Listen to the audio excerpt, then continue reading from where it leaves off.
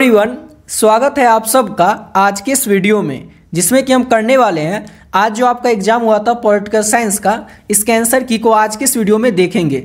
मेरे पास ये set number जी है, आपके पास कोई और सेट हो सकता है, लेकिन सभी सेट में जो क्वेश्चन है वो सेम ही रहते हैं। तो चलिए शुरू कर लेते हैं पहले क्वेश्चन से। और पहला क्वेश्चन आज आपका पूछा गया था सेट जी में, किस देश के प्रभुत्व ने एक ध्रुवीय स्थापित की थी? तो संयुक्त राज्य अमेरिका हो जाएगा, ऑप्शन नंबर बी। अगला क्वेश्चन है, तृणमूल कांग्रेस पार्टी की स्थापना किसके द्वारा की गई थी? तो ये किया गया था ममता बनर्जी के द्वारा इसकी स्थापना, ऑप्शन नंबर बी हो जाएगा। और ये सारा क्वेश्चन आपको ऑलरेडी करवा चुके हैं। नेक्स्ट क्वेश्चन है, राज्यसभा किसका प्रतिनिधित्व करती है? तो राज्यसभा जो है ये भारत के राज्यों का प्रतिनिधित्व करती है, ऑप्शन नंबर बी हो जाएगा।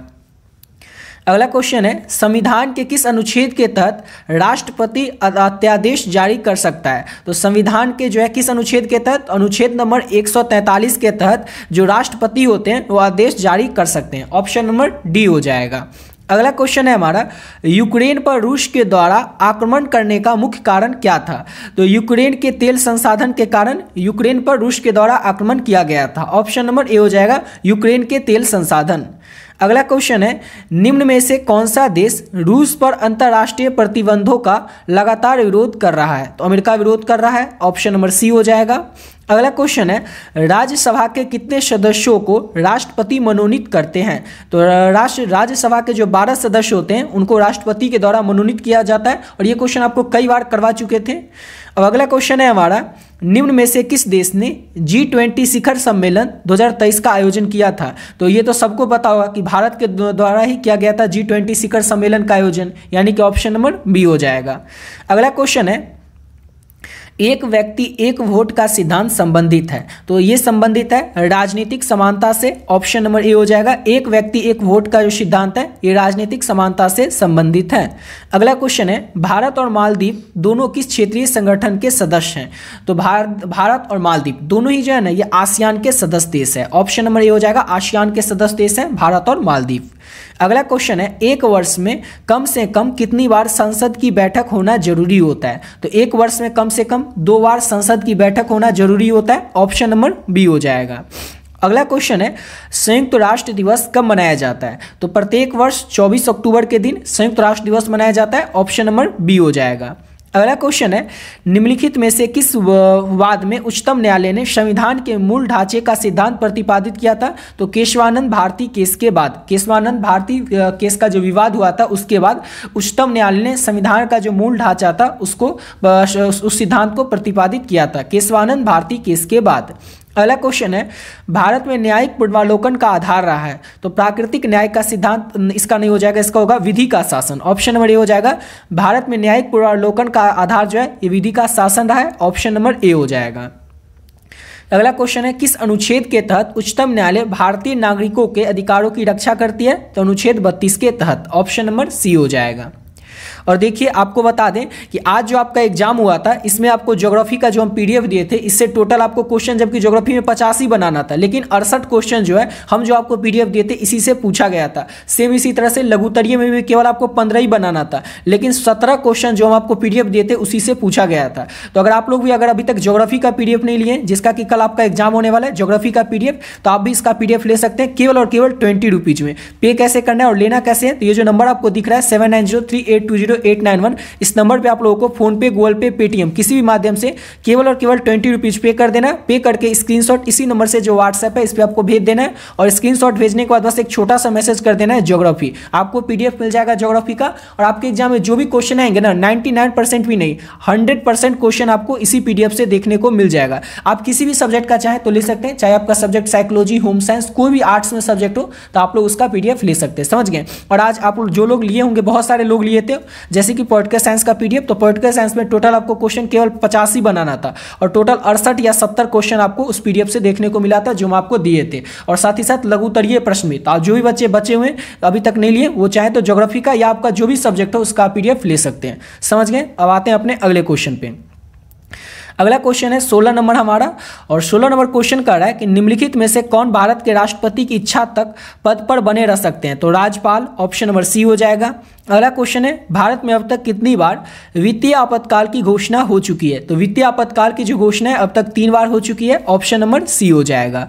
अगला क्वेश्चन है हमारा किस अनुच्छेद के तहत राष्ट्रपति राष्ट्रीय आपातकाल की घोषणा करते हैं? कई बार आपको बता चुके हैं, राष्ट्रीय आपातकाल की घोषणा अनुच्छेद 352 के तहत किया जाता है। वित्तीय आपातकाल और राष्ट्रीय आपातकाल दोनों आपको बताए थे कि याद रखना है, एक पूछा ही जाएगा, और ये देखिए एक पूछा ही गया। अगला क्वेश्चन है भारत में मानव अधिकार संरक्षण अधिनियम कब लागू हुआ था? तो ये लागू हुआ था वर्ष 1993 में, ऑप्शन नंबर डी हो जाएगा। अगला क्वेश्चन है संसद में पहला लोकपाल विधेयक कब पेश किया गया था? तो संसद में पहला लोकपाल विधेयक जो था ये 1968 में पेश किया गया था, ऑप्शन नंबर बी हो जाएगा। अगला क्वेश्चन है नीति आयोग के वर्तमान में अध्यक्ष कौन है? तो नरेंद्र मोदी जो भारत के प्रधानमंत्री हैं वही है नीति आयोग के वर्तमान में अध्यक्ष, ऑप्शन नंबर सी हो जाएगा। अगला क्वेश्चन है भारतीय उपमहाद्वीप में सबसे पहले सैनिक शासन किस देश में स्थापित हुआ था? तो सबसे पहले पाकिस्तान में सैनिक शासन स्थापित हुआ था, ऑप्शन डी हो जाएगा। अगला क्वेश्चन है कौन सा देश धर्म सापेक्ष नहीं है? अच्छा, धर्म सापेक्ष देश नहीं है। धर्म सापेक्ष मतलब सभी धर्मों को सामान्य रूप से कौन देश नहीं देखता है? तो पाकिस्तान, ऑप्शन नंबर इसका पाकिस्तान नहीं होगा, नेपाल होगा। नेपाल में क्या राजतंत्र है, ऑप्शन नंबर इसका सी हो जाएगा, नेपाल। अगला क्वेश्चन करते हैं, और नेक्स्ट क्वेश्चन है हमारा संविधान संशोधन प्रक्रिया का वर्णन किस अनुच्छेद में है? तो अनुच्छेद जो है 368 में संविधान संशोधन प्रक्रिया का वर्णन किया गया है, ऑप्शन नंबर सी हो जाएगा। अगला क्वेश्चन है निम्न में से कौन मौलिक अधिकार नहीं है? तो संपत्ति का जो अधिकार है ये मौलिक अधिकार की सूची में नहीं आता। ये क्वेश्चन भी आपको कई बार करवा चुके थे, ऑप्शन सी हो जाएगा। भारत कैसा गणराज्य है? तो भारत जो है धर्मनिरपेक्ष, समाजवादी और संप्रभु, यानी कि ऑप्शन डी हो जाएगा। इनमें से सभी गणराज्य है, ऑप्शन नंबर डी हो जाएगा। अगला क्वेश्चन है ये बताइए, ये क्वेश्चन आपको 4 से 5 बार करवा चुके थे कि सुंदरलाल बहुगुणा का संबंध निम्नलिखित में से किस आंदोलन से था? तो चिपको आंदोलन से सुंदरलाल बहुगुणा का संबंध था। अगला क्वेश्चन है भारतीय संविधान में किस प्रकार की शासन प्रणाली की व्यवस्था अपनाई गई थी? तो भारतीय संविधान में जो है संसाधनात्मक शासन प्रणाली की व्यवस्था अपनाई गई थी। अगला क्वेश्चन है निम्नलिखित में से कौन शब्द संविधान की प्रस्तावना में नहीं है? तो समाजवादी, संप्रभु, संपन्न, पथनिरपेक्ष, और ये तीनों तो है ही, लोक कल्याण नहीं है, इसलिए ऑप्शन नंबर डी हो जाएगा। अगला क्वेश्चन है निम्नलिखित में से कौन भारत को धर्मनिरपेक्ष राज्य के रूप में वर्णित करता है? तो संविधान की जो प्रस्तावना है ये भारत को धर्मनिरपेक्ष राज्य के रूप में वर्णित करता है। अगला क्वेश्चन है सिंधु जल संधि भारत और निम्न में से किस देश के बीच में हुई थी? तो सिंधु जल संधि जो है भारत और पाकिस्तान के बीच में हुई थी। भारत और पाकिस्तान के बीच में सिंधु जल संधि हुई थी, ऑप्शन ए हो जाएगा। अगला क्वेश्चन है शांति के लिए एकता प्रस्ताव कब पारित हुआ था? तो शांति के लिए जो एकता प्रस्ताव है ये वर्ष 1950 में पारित हुआ था, ऑप्शन बी हो जाएगा। अगला क्वेश्चन है दक्षिण एशिया का कौन सा देश जातीय संघर्ष का शिकार रहा? तो ऑप्शन सी हो जाएगा। श्रीलंका जो है ये दक्षिण एशिया का देश है जो कि जातीय संघर्ष का शिकार रहा, ऑप्शन सी हो जाएगा। अगला क्वेश्चन है सार्क का पहला सम्मेलन कहाँ पर हुआ था? तो काठमांडू में हुआ था, बांग्लादेश के ढाका में हुआ था, ऑप्शन डी हो जाएगा। सार्क का पहला सम्मेलन, ऑप्शन नंबर डी हो जाएगा। अगला क्वेश्चन है भारत ने बांग्लादेश को कब मान्यता दी? तो 6 दिसंबर 1971 को भारत ने बांग्लादेश को मान्यता दी। अगला क्वेश्चन है भारतीय संविधान में कुल कितने मौलिक कर्तव्यों का वर्णन किया गया है? तो भारतीय संविधान में कुल 10 मौलिक कर्तव्यों का वर्णन किया गया है, ऑप्शन सी हो जाएगा। अगला क्वेश्चन है लोकसभा की अधिकतम सदस्य संख्या कितनी हो सकती है? तो लोकसभा की जो अधिकतम सदस्यों की संख्या है वो 550 हो सकती है, ऑप्शन नंबर इसका बी हो जाएगा। अगला क्वेश्चन करते हैं, और नेक्स्ट क्वेश्चन है हमारा आसियान को मुक्त व्यापार क्षेत्र बनाने का निर्णय कब लिया गया था? तो ये निर्णय लिया गया था 2010 में, ऑप्शन नंबर इसका डी हो जाएगा। अगला क्वेश्चन है मानव अधिकार परिषद की स्थापना कब हुई थी? तो 2006 में मानव परिषद की स्थापना हुई थी, ऑप्शन सी हो जाएगा। अगला क्वेश्चन है निम्नलिखित में से किसे लघु संविधान कहा जाता है? तो 42वां संविधान संशोधन को लघु संविधान कहा जाता है, ऑप्शन नंबर ए हो जाएगा। अगला क्वेश्चन है कौन एक संवैधानिक निकाय नहीं है? तो इसका हो जाएगा नीति आयोग जो है ये संवैधानिक निकाय नहीं है, ऑप्शन नंबर इसका डी हो जाएगा। अगला क्वेश्चन है भारत में पंचायती राज प्रतिनिधित्व करता है तो शक्तियों का विकेंद्रीकरण, सामुदायिक विकास, जन भागीदारी का, यानी कि ऑप्शन डी हो जाएगा इनमें से सभी। अगला क्वेश्चन है भारत में सबसे पहले पंचायती राज की शुरुआत कहाँ पे हुई थी? तो सबसे पहले पंचायती राज की शुरुआत राजस्थान में हुई थी, ऑप्शन नंबर इसका सी हो जाएगा। अगला क्वेश्चन है भारत में पंचायती राज व्यवस्था का शिल्प किसे कहा जाता है? तो ये कहा जाता है ML सिंघवी को, ऑप्शन नंबर सी हो जाएगा। अगला इसका हो जाएगा 45 का भारत में इसका हो जाएगा BR मेहता। भारत में पंचायती राज व्यवस्था का शिल्पी जो है ये BR मेहता को कहा जाता है। ऑप्शन नंबर ए हो जाएगा। अगला क्वेश्चन है अंतर्राष्ट्रीय अहिंसा दिवस, ये 2 अक्टूबर को मनाया जाता है। ये तो ऑप्शन में दिया ही नहीं है, ये क्वेश्चन ही गलत है। इसका आप कुछ भी टिक किए होंगे ना तो इसका आंसर आपका सही होगा, समझ गए ना, ये क्वेश्चन ही गलत है। अगला क्वेश्चन है दलविहीन लोकतंत्र के पक्षधर कौन थे? तो जयप्रकाश नारायण जो है ये दलविहीन लोकतंत्र के पक्षधर थे। अगला क्वेश्चन है वर्तमान भारत में उच्च न्यायालयों की संख्या कितनी है?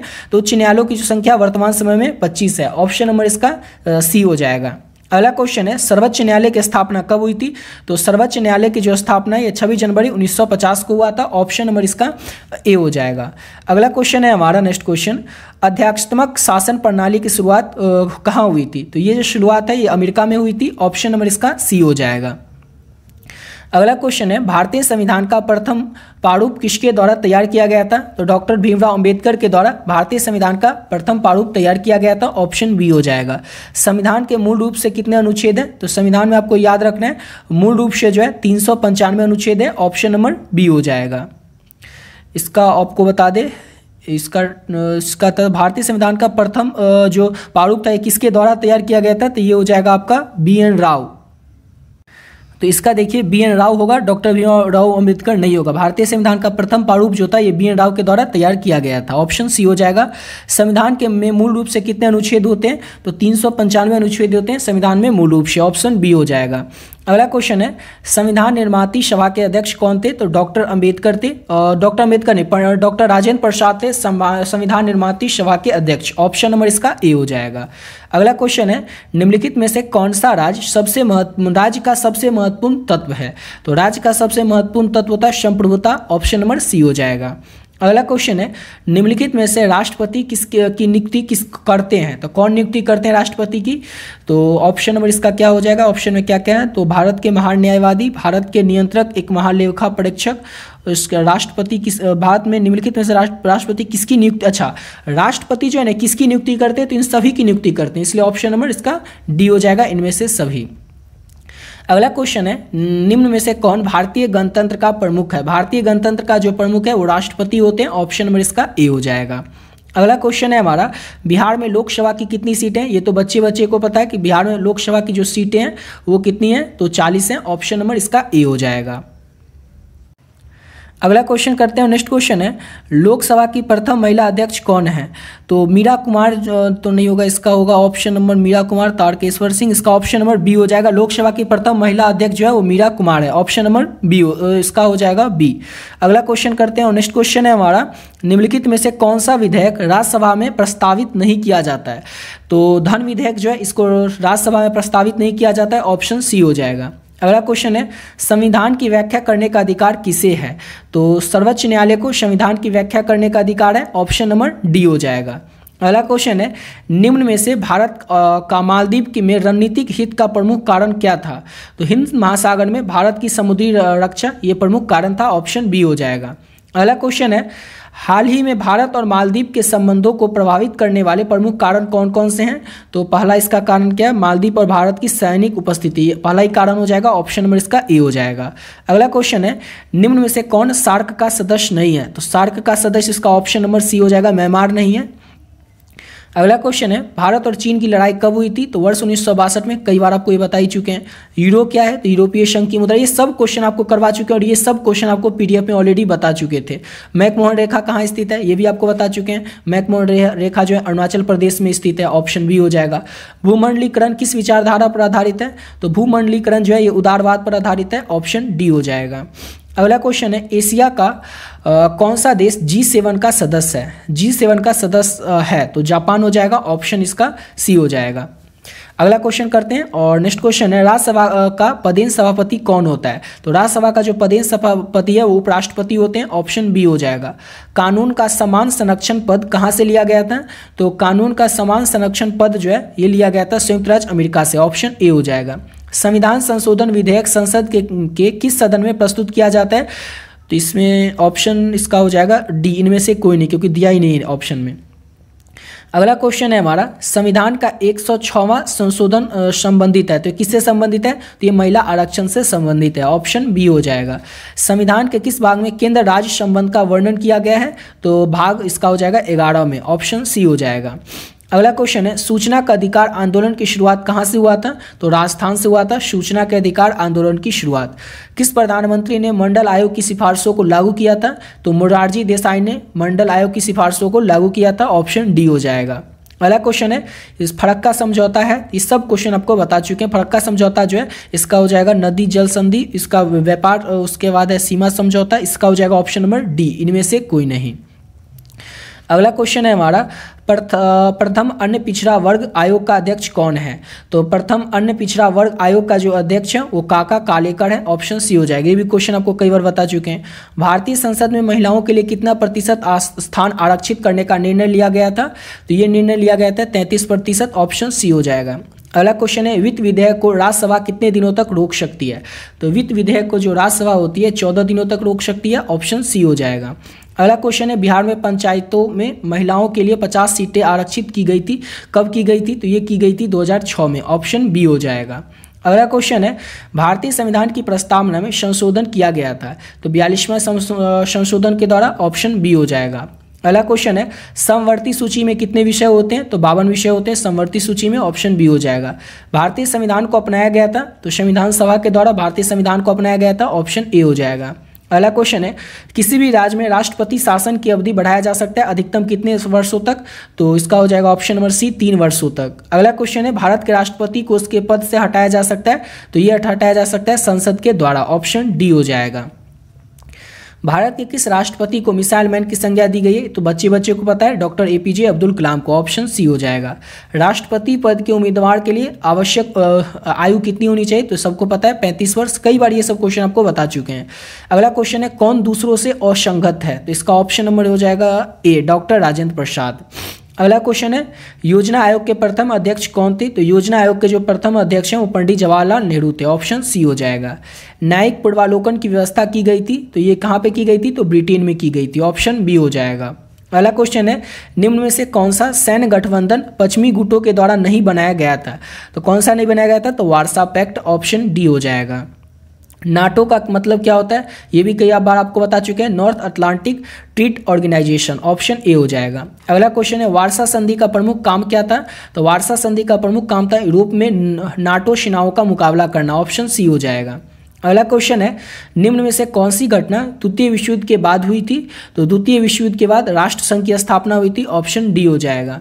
अगला क्वेश्चन है, निम्न में से कौन भारत की विदेश नीति का प्रमुख आधार है? तो तेज गति से आर्थिक विकास को बढ़ावा देना, ये भारतीय विदेश नीति का प्रमुख आधार नहीं है, ऑप्शन नंबर सी हो जाएगा इसका। अगला क्वेश्चन है, पंचशील समझौता, ये तो बता ही चुके हैं, ये हुआ था भारत और चीन के बीच में। अगला क्वेश्चन है, वार्सा पैक्ट किस संगठन का प्रतिकार के रूप में किया गया था? तो ये हो जाएगा नाटो के द्वारा, ऑप्शन बी हो जाएगा। अगला क्वेश्चन है, कौन भारत चीन के बीच विवाद का मुख्य बिंदु है? तो गलवान घाटी जो है ये मुख्य बिंदु है, ऑप्शन बी हो जाएगा।